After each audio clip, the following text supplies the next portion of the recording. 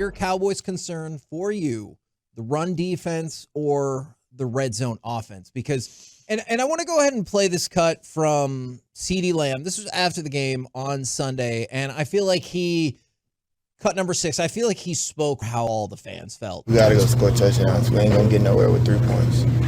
Yeah, okay, straight to the point. We got to score touchdowns, ain't going to get nowhere with 3 points. But I feel like the red zone, whether it's to McCarthy, whether it's on our show, other shows, I feel like a lot of people have hit the red zone. And, man, that run defense, that might not be going anywhere either. Yeah. That could be a huge problem. I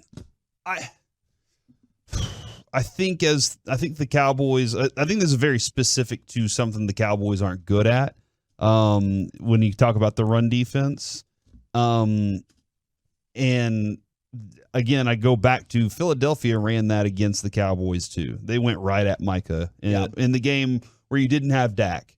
And they remember the play where A.J. Brown was right behind him and Dak was lost out in the middle of nowhere. Micah was lost out in the middle of nowhere. Like that was the moment. I don't think that's as big of a concern because I will put that. I know Sean said this morning the red zone offense is the bullpen. I think that's kind of a bullpen situation for me, is the running game. Okay. Cowboys haven't fixed it.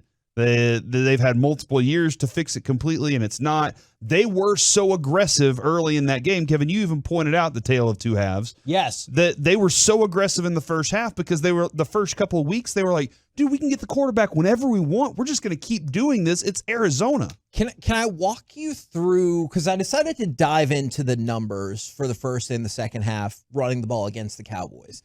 And it's kind of optimistic until I get to the very end. All right, so we know the first half against the run was a disaster. 16 carries in the first half for the Cardinals, 181 yards. That's more than 11 yards a carry. And look, I know they had some big plays in there, but guess what? They had too many big plays, and that's how you led to such a shocking number. Now in the second half, 14 carries for 41 yards. However, I think they also factored in the kneel downs, so they gave up between 3 to 3.5 yards per carry. And that's a number that I feel like we'd all be. Can you repeat that one more time for me? 3 to 3.5 yards per carry. 14 carries for 41 yards. Okay, gotcha. I think that's a number we would all be thrilled with, giving up 3 to 3.5 yards per carry.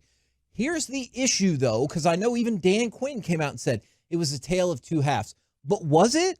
Because you couldn't stop Arizona on the final drive when they had 6 straight running plays and moved the clock all the way down to the end of the game. So I hear what he's saying in terms of the run defense on the whole was far better in the second half than it was in the first half, and that's encouraging. But when you needed to get the ball back, look, the game was probably over at that point anyway, but you needed to get the ball back, and Arizona, maybe not, and Arizona just ran it, and you couldn't stop it. If you've been listening to Sean and RJ this week with Bobby, do not say that or Sean will lose it on you. I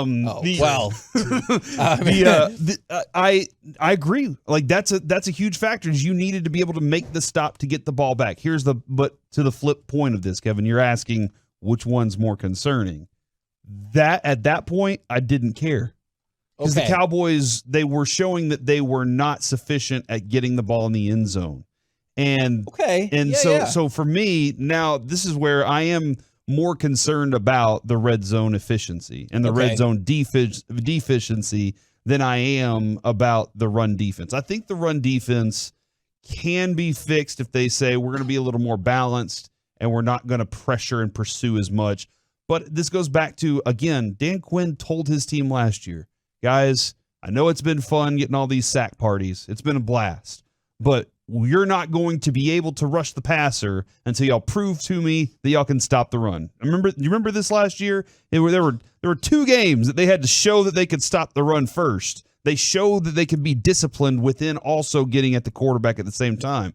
These guys, and from the first half of that game, ran out there and were like, I'm running. Oh, crap, he just ran by me. And that was a problem for them. But in this game specifically, your offense, it didn't matter if you got the ball back again. Your offense couldn't. And that's where I guess I take issue with something that McCarthy said, because I think you're really onto something, is, he had talked yesterday or the day before, we're going to spend more time working on red zone stuff. But then he dropped this in. It's week 3, and we know what our numbers are. We were last in the league on third down a couple of weeks into last year, and that turned out pretty good, so we're not going to overreact to it. I hear what he's saying, broader message, but my immediate follow-up question would be, but don't you react to it because it just costs you this game?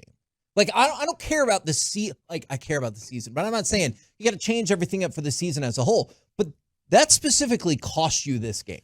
Yes, I get both. I get your point, and I get Mike McCarthy's point of I don't want to change our whole practice schedule up. He talked about today they're going to concentrate a little bit more in the red zone because it is an issue, so we're going to concentrate on our weakness a little bit more. But I understand he's not going to be like, we're not going to do anything else but concentrate on our weaknesses, which would be a little bit of an overreaction. But I get your point of, hey, you probably need to look at this because other teams are definitely going to look at that Cardinals game and go, hey, there's a little bit of a formula here that we can use some of this to stop this team who looked unstoppable defensively the first 2 games. They didn't look unstoppable offensively. They did fine. The games weren't even – they had 15 minutes of wasting the game out because by the start of the fourth quarter, both games were over with. For me, guys, I look at the run defense as more of an issue, and this is my opinion and my opinion only. You can agree with it. You can disagree with it if you're a fan. I do not think Dak Prescott can lead you to a championship, and I believe Mike McCarthy will never say that, but his actions are the same thing. He thinks Dak can win a championship as a leader of a team, but not leading the team by like, here's the ball, please bail us out of situations. Once again, he was asked to bail him out of a situation in the second half against Arizona, and he showed no indication that he could do it. So it was, once again, Mike McCarthy looks at it and goes, gosh, he is really telling me he can't do it again. So to me, this team, if they're going to beat San Francisco, whether it's in week 5, but really more importantly in the playoffs, beat Philadelphia in the playoffs, get to a Super Bowl, and maybe beat a Kansas City or a Miami if they stay hot, is on the defense. So in a weird way, the way I talked about the Rangers offense at the All-Star break, this offense has to carry the team because it's the strength of the team. The strength of this Cowboys team is the defense. So to me, in a way, the defense is more important than the offense because I already know, in my opinion, Dak Prescott cannot carry a team and beat the San Francisco 49ers and beat the Philadelphia Eagles and beat, let's just say in the first round, the Detroit Lions, and then beat in the Super Bowl Patrick Mahomes or Tua T. He's not good enough. He's not on the level to do that. So I really want the defense to be the thing that cleans it up this week and cleans it up the rest of the way, because this team has to be more like the 85 Bears or more like the 2000 Ravens or more like whatever dominant defense you grew up with and loved. To me, that's how the Cowboys have to win because Dak is not the guy.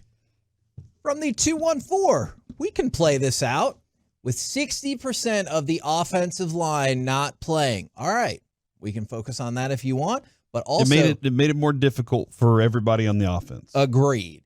And you're telling me you thought not you, but that person thought all of that was because of the offensive line. Let's take it a step further. Guess what? The week before that, they were 2 for 6 in the red zone. I know a lot has got focused on 1 for 5 in terms of touchdown conversions. Yeah, you're right. In the red zone. Week before. And what was that chalked up to, by the way? I mean, I chalked it up to, McCarthy chalked it up to, everybody chalked it up to, hey, look, man, in the red zone there, you didn't need it. Yeah. You want to show all your field goals are fine. You're running clock. And I'm perfectly fine chalking it up to that in that game. In a game where you're losing and you don't have you're missing 60% of your offensive line, what are the options? I guess, Kevin, I know, and you were going back to New York even, and that was chalked up to bad field conditions. You know, a couple guys dropped some footballs.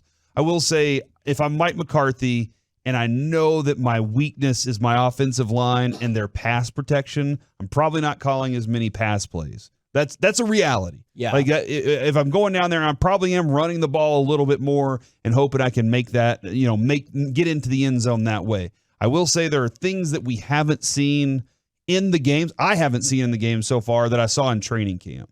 That's the only reason I know or I feel like there's more to it. Okay. Because I know I saw some things that I haven't even seen a lick of in my all 22 watching so far. I haven't seen a lick of some of those things that we were watching when they were specifically running red zone stuff. So I feel like there's more to it. And I don't know if it was in this game specifically, Kevin, if it was, hey, you know what, my offensive line can't pass pro, so I'm not even going to try that stuff, or if it's I'm waiting on it, or if he had some other feeling in mind that he had to deal with. I have no clue where McCarthy is on that, but they didn't get in the end zone. They lost the damn game. What are they going to do this week? I don't know. What's in the mix against a defense you haven't even seen? This is a New England Patriots defense you don't know a lot about. It's an uncommon opponent. He talks about that a lot too. So there's another factor in, is it time for you to open that up just a little bit, show some of those things? Or is Mike right? Is the quarterback incapable of doing those things? Can you have the right blocking? Incapable. How about inconsistent? Inconsistent, yeah, because we've seen him do it before. Because people can show me highlights, and there are plenty of times where Dak's had a great game. Statistically, Dak has won the game. But consistently, can he run through 4 of the best teams in the NFL, because they've all made the playoffs, and beat those teams and go 4-0? I don't believe Mike McCarthy believes he can do it. And I'm on Mike McCarthy's side here and saying, but we can win 4 games in a row in the playoffs, or 3 games in a row in the playoffs. It just has to be led by the defense and field possession and figuring out, how do we just score 1 more point than the other team? Because if I'm asked to score 40 to beat a team, I know my quarterback most likely won't succeed in those games, where other teams can look at their quarterback and go, I believe, and I know Josh Allen isn't off to the best start, or Joe Burrow obviously isn't off to a good start, but those teams, I think, believe that if we get in a shootout, we've seen our guy match Patrick Mahomes. We've seen our guy possibly be able to do it. And I think the Cowboys, and I'll be honest, I think the Eagles feel the same way too. They don't want to get in a shootout with Jalen Hurts. They believe that they can win a certain way, and they've built a team a certain way to win around Jalen Hurts. And I do think the Cowboys / Mike McCarthy are trying to do similar things with Dak. Even though I think Dak's a better thrower than Jalen Hurts, they're different quarterbacks that are not the best in the NFL that you can say, here's the ball, just win.